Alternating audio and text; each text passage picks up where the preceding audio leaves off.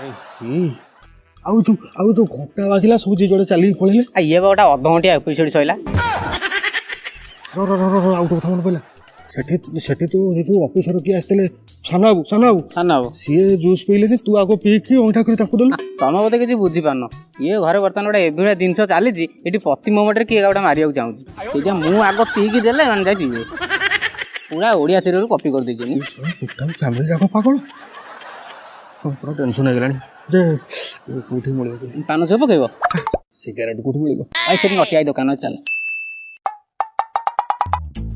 ତମେ କାହିଁ ଟେନସନ୍ ନଉଛ? ଏଇ ଦୋକାନରୁ ଆମର ବାକି ଯାଉଛି, ଯାହା ପାନ ଗୁଟୁକା ଖାଇବ ଏଇଠି ଖାଇବ। ଚାଲ ଭାଇ, ଗୋଟା ଗୋଲ ଭାଇ ଟିକେ ଦେଖିବି। ଚାଲ ଭାଇ ଗୋଟା ଗୋଲ୍ଡ ଫ୍ଲାଗ ଦେଲ, ଆଉ ମତେ ଗୋଟେ ରାଉଳ ଗୁଣ୍ଡି ପକେଟ ଦିଅ। ଆବେ ରାମୁ, ଇଏ କଣ ଘରୁ ବ୍ଲେଜର ପିନ୍ଧି ବାହାରିଲା ଅଫିସ ଯିବା ପାଇଁ, ଏଠି କଣ ଲୁଙ୍ଗି ପିନ୍ଧିକି